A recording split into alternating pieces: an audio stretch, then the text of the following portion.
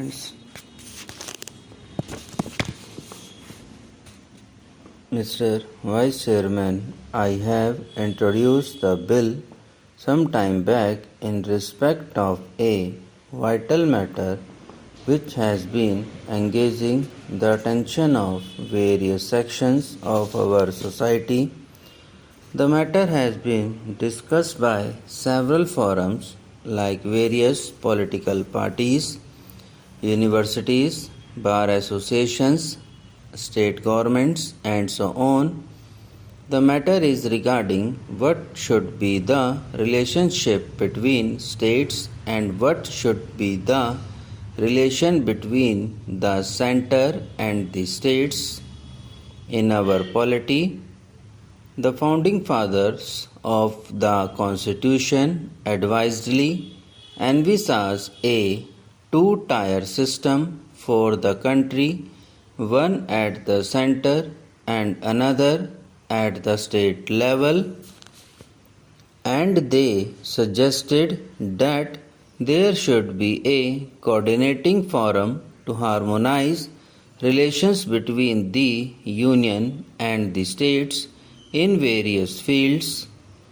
India is a very large country and a centralized administration is not compatible with the diversity or the efficiency needed for such a vast country like ours.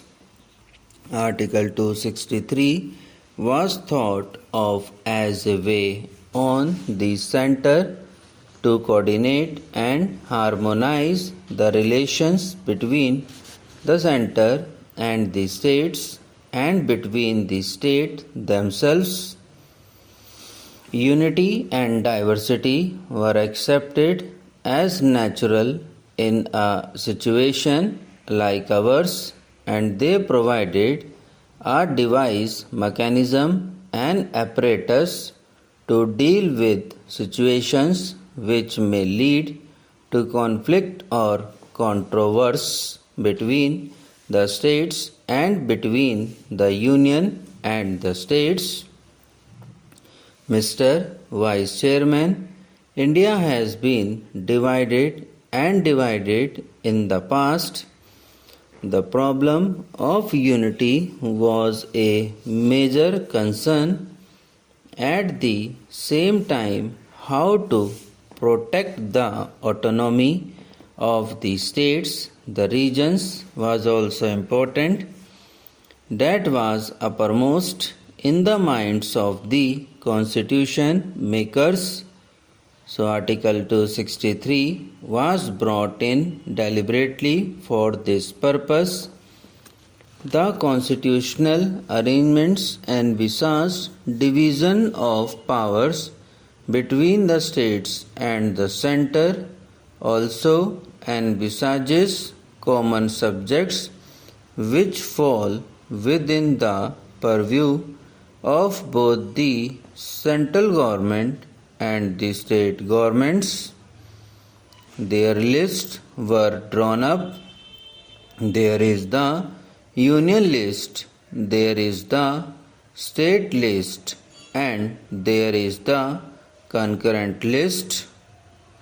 But while working this arrangement in the last 4 decades, there has been a persistent tendency of over centralization of power, concentration of power in the union government. The union government has been slowly and steadily taking over some of the functions, some of the powers which legitimately belong to the state governments. This caused tension naturally between the center and the states to a great extent. Some of the devices which were introduced to sort out the problems were merely ad hoc in nature. There was no comprehensive method by which the problem of union and the state relations was resolved. For instance, in 1952 itself, there was a council dealing with health. Later on, there was a council dealing with local self-government. Further, there was a body to deal with sales tax. These steps were and ad hoc in nature. They did not meet the purpose for which this article was introduced in the Constitution. With the enormous increase in the responsibilities and functions of the governments, the conflict between the center and the states became more and more pronounced, and as I said, the power of the center became so large, and the center has been upsurging the powers and functions which legitimately belong to the state governments. Sir, state governments are the means by which central policies and programs are implemented, but over a period of time, the powers and responsibilities given to the state governments stand eroded because of over centralization of powers at the center. I may give a few examples.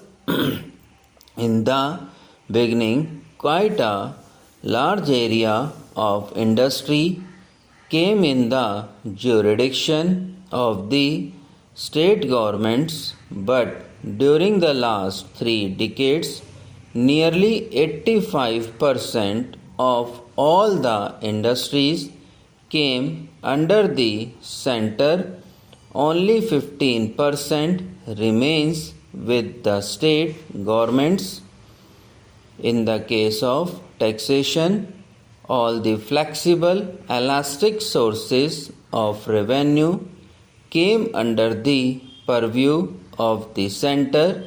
The inelastic sources were given to the state governments.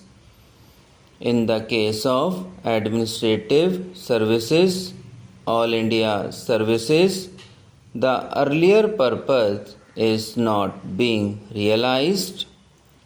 The purpose was that the all India services should have a national perspective, should serve the nation as a whole without endangering the legitimate interest, the powers, the control of the state governments.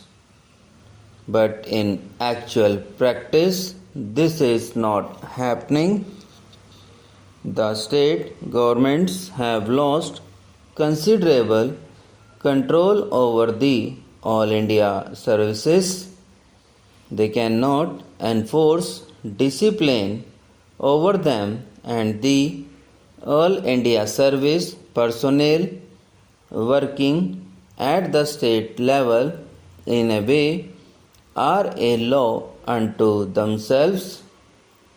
The state ministers and the government at the state level have become powerless to deal with the all India services which are functioning within the state. Take again fiscal matters.